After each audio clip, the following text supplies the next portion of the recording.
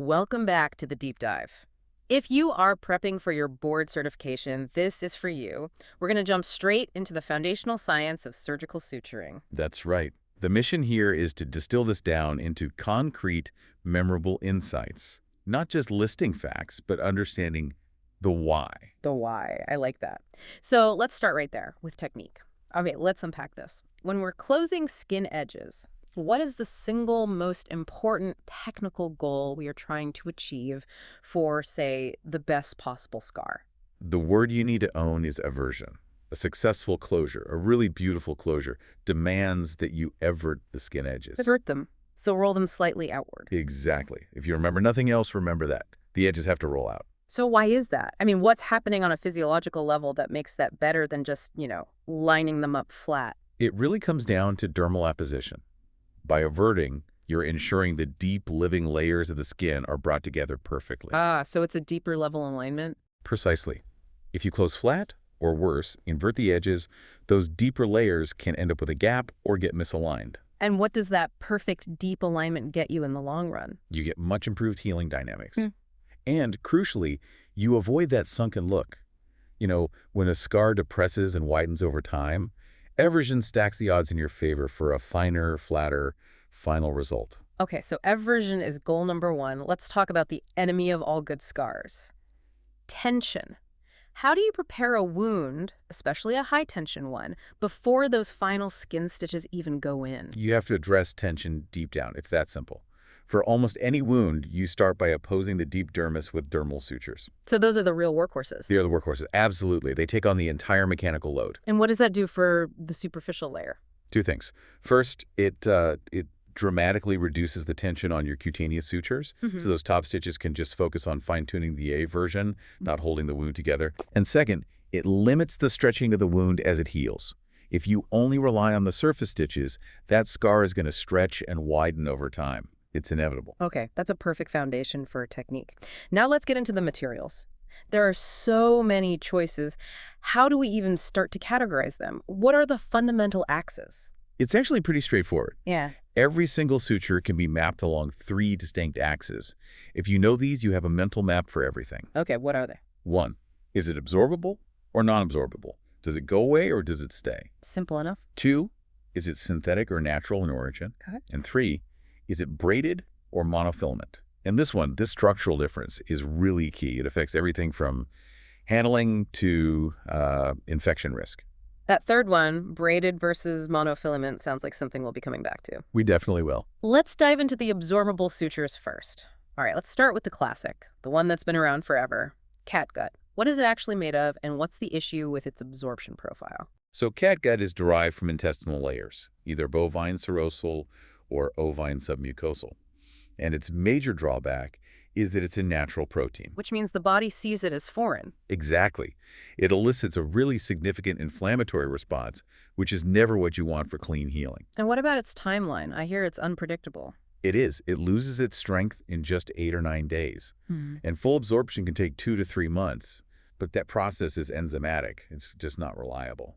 So what about chromic catgut? How does treating it change its behavior? The chromatization process, it sort of hardens the suture with chromic salts. This decreases the absorption rate. It just slows down that enzymatic breakdown a little. Okay, a little more predictable. And even though it's not used much in places like the UK anymore, where might it still pop up on an exam? You might see it used for mucosal sutures, maybe a dermal suture in the face where you actually want that early strength loss, and sometimes in children for skin closure to avoid having to remove stitches. Right. Let's pivot to the modern workhorses then, the synthetic polymers. Let's compare polyglycolic acid dexin and polyglactin 910 Vicryl. How do they stack up on timing? They are, for all intents and purposes, twins on the timeline. Both are degraded by hydrolysis. And hydrolysis, just to be clear for everyone, is a predictable chemical breakdown with water, not that unpredictable enzyme process like catgut, correct? That's exactly right. It's a chemical clock. Yeah. So for both Dexin and Vicryl, you're looking at strength loss by 21 days. Yeah. And they're completely gone by 90 days. So if the timing is identical, what's the big difference? You mentioned structure earlier. The structure. Vicryl is a braided synthetic. And that braided structure, well, it can be a problem. A problem how? The little spaces between the fibers in the braid can create niches for bacteria to colonize.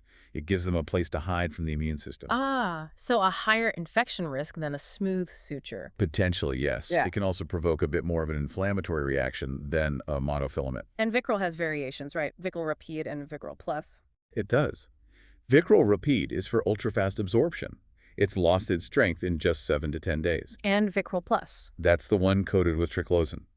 It's an antibacterial and antifungal agent designed to mitigate that colonization risk we were just talking about. Which makes perfect sense. So what's the monofilament alternative here?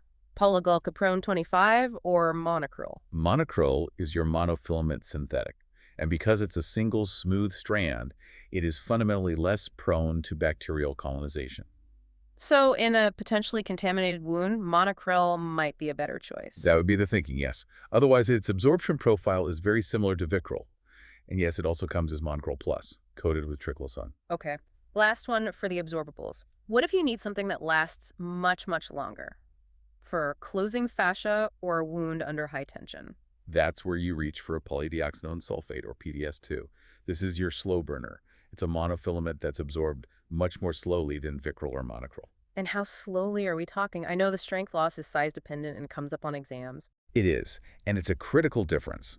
Within 6 weeks, a 3O PDS loses about 40% of its tensile strength. 40%, okay. But a 4-0 PDS, the smaller one, loses 65% of its strength in that same time frame. Wow, that's a huge difference. So the caliber really matters for how much support you can expect, and when is it totally gone? Fully absorbed by 6 months, which is why it's the go-to for dermal sutures in areas prone to stretching. It provides that mechanical support for a very long time. And of course, there's a PDS Plus with triclosan as well. Okay, that covers everything that disappears. Let's move on to the permanent stuff, the non-absorbables. What are the two main applications for sutures that never dissolve? Well, you use them in 2 very different ways. The first is for cutaneous stitches, the ones on the surface that you have to take out later. Right, the simple skin closure. This simple skin closure. And the second is much deeper to provide permanent tissue fixation. Think orthopedics, vascular surgery, places where you need that strength forever. Okay, for board prep, we need the examples. Let's split them into natural and synthetic. The natural list is very short these days. You're basically talking about silk and cotton. And the synthetics. That list is much longer. You have polyamide, which is nylon, polypropylene, which everyone knows as Prolene. Then you have the polyesters, like Ethibond or Novafil. Okay. Then there's PTFE, which is Gore-Tex. Mm-hmm. And finally, you have stainless steel. Quite a range of materials there, from flexible Prolene to, well, steel. It really just highlights the different needs for permanent internal fixation. Hashtag tag outro. So if we pull it all together, you have catgut with its inflammatory, unpredictable profile. Then you have the 90-day synthetics, where the big fight is Vicryl's braided structure versus Monocryl's monofilament smoothness. And PDS2 is your 6-month player for high-tension zones. So we've covered a ton of ground, from achieving adhesion to managing tension, and then charting the lifespan of all these different threads. So here's something to think about. When you look at that list of synthetic non-absorbables, nylon, Prolene, polyester, PTFE, and stainless steel, and you think about using them for permanent fixation in really high-stress areas like a sternal closure, what inherent property of stainless steel might make it the absolute definitive choice over all those polymers when you need unmatched long-term mechanical stability? It's something to mull over.